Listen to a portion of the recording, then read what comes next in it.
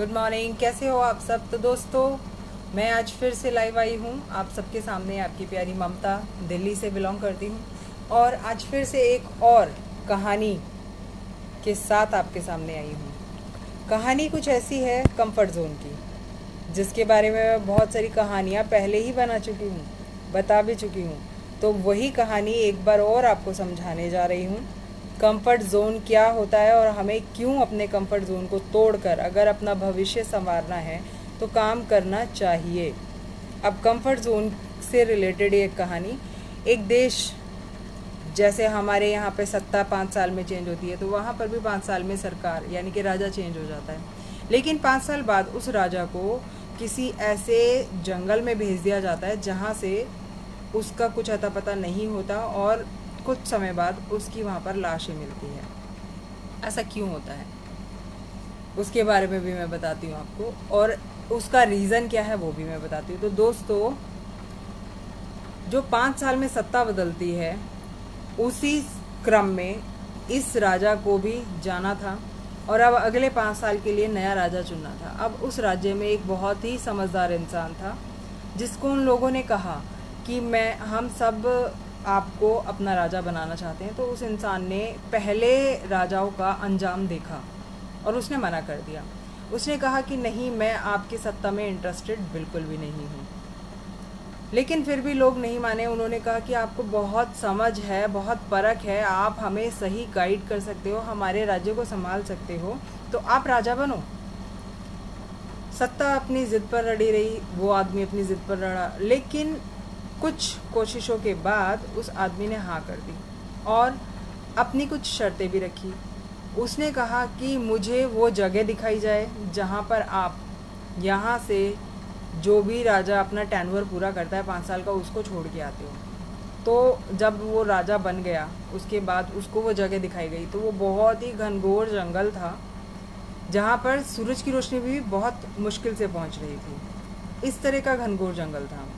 अब राजा वो जंगल देखकर वापस तो आ गया, लेकिन क्योंकि वो मेहनती और दूरदर्शी था और दूर की सोच रखने वाला था, अपना भविष्य संवार के जीना चाहता था, तो उसने क्या किया, यहाँ पर राजपाट बहुत अच्छे से संभाला, लोगों को संभाला, लोगों को अच्छे अच्छे काम किए, उनके नगर में जो जो काम करवाने थे वो सब कुछ करवाए। साथ साथ उस जंगल में भी उसने काम करना शुरू किया।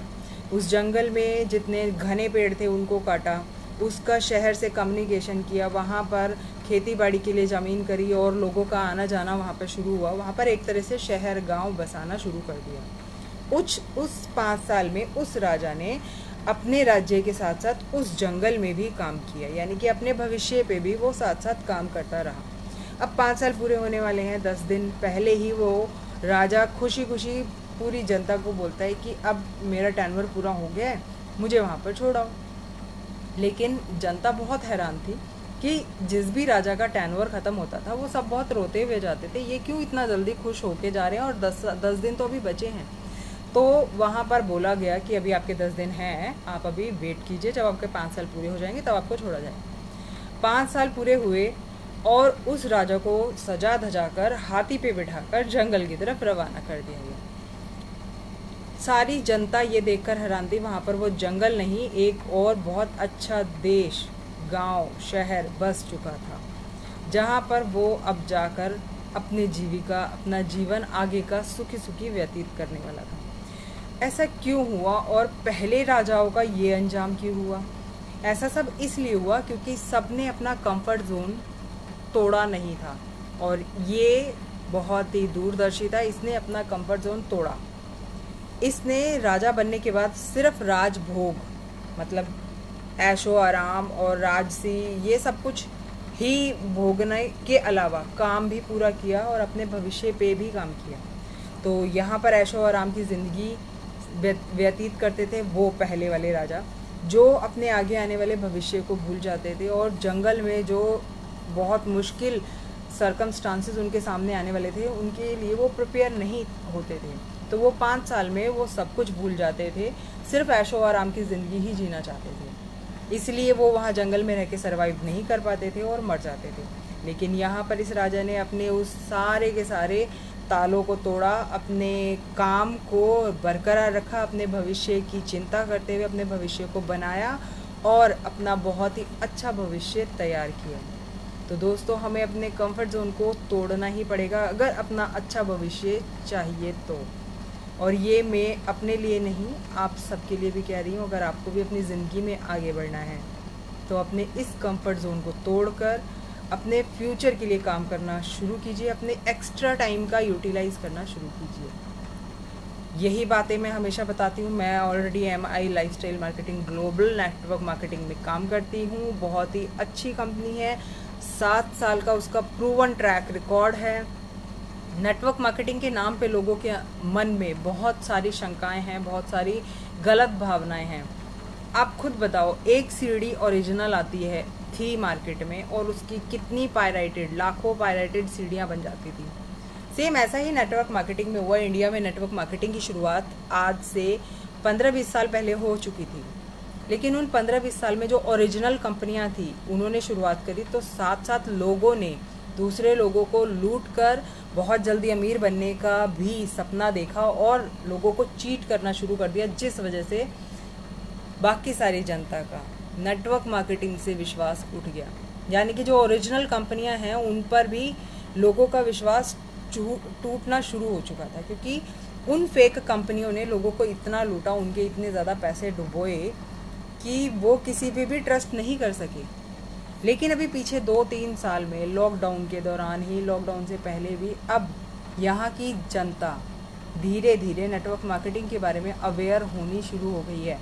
जब Bill Gates, Bill Clinton, Donald Trump जैसे जाने माने चेहरे लोगों ने देखे कि जो एक सिंपल साधारण इंसान आज इतना मिलेनियर बिलियनियर कैसे है।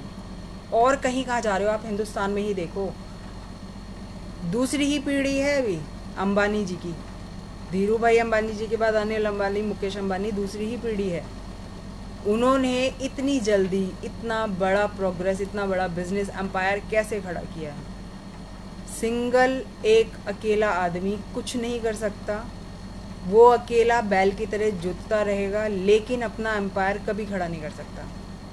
अंबानी जी ने भी मार्केट में क्या चल रहा है, कैसे लोग बड़े आदमी बने हैं, कैसे मिलेनियर बिलियनियर बने हैं, उसके बारे में पहले जाना, पूरा उनकी थॉट्स देखी, कैसे वो बिजनेस करते हैं। उसके बाद उन्होंने काम करना, उनको बहुत अच्छे से समझ में आ गया था कि मैं अगर अकेला काम करूँगा तो मैं सारी ज़िंदगी अकेला ही लगा रहूँगा और कभी भी मैं अपने आप को उस बुलंदियों तक नहीं लेके जा सकूँगा।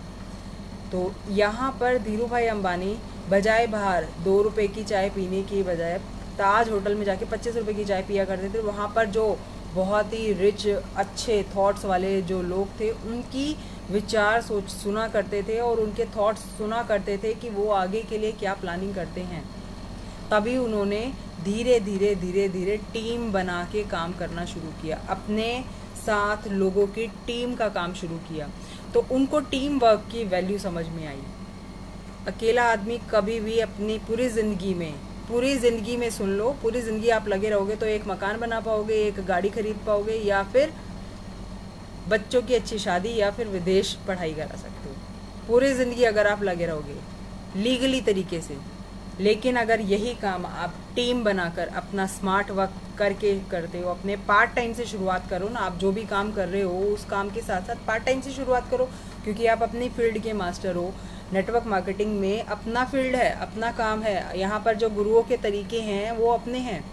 यहाँ पर हमें सीख सीख के काम करना है, क्योंकि एक इंजीनियर से अगर बोलोगे कि आपके पेट में दर्द है और वो आपको दवाई दे दे, तो वो नहीं दे पाएगा, क्योंकि वो अपनी फील्ड का मास्टर है। नेटवर्क मार्केटिंग के जो लोग जो सफल हुए हैं वो अपनी फील्ड के मास्टर हैं। तो अगर हमें यहाँ पर सफल होना है तो हमें सफल, फेलियर नहीं, सफल नेटवर्कर से ही बात करनी पड़ेगी। उनके दिखाए हुए रास्तों पर ही चलना पड़ेगा। जैसे जैसे उन्होंने किया है वैसे ही करना पड़ेगा, तभी हम सफल हो पाएंगे। और एक दिन में नहीं होगा। उन्हें भी ये पूरे की पूरे मंजिलें एक दिन में नहीं हासिल हुई। उनकी भी टीम बनने में टाइम लगा, तो आपकी भी टीम बनने में टाइम लगेगा, लेकिन होगा ज़रूर। अगर आज उन्होंने यहाँ पर मिलेनियर कमाया है तो यहाँ आपके घर पे भी मिलेनियर आएगा एक दिन, लेकिन अगर आप उनके बताए हुए तरीक़ों से चलोगे तो। इसके बाद भी अगर आपके मन में और भी डाउट्स हैं नेटवर्क मार्केटिंग को लेके तो आप मुझसे ज़रूर बात कीजिए, क्योंकि मैं चाहती हूँ आप अपने डाउट्स बताएं, मैं उनको क्लियर ज़रूर करूँगी। उनके बारे में बातचीत करना मुझे बहुत अच्छा लगता है। तो अगर कोई भी डाउट है, कोई क्वेश्चन है, आप मुझसे पूछ सकते हैं कभी भी। नीचे मैसेंजर में, कमेंट बॉक्स में अपना नंबर छोड़ सकते हैं, मैं आपको कॉल बैक करके आपसे बात करूँगी। Thank you.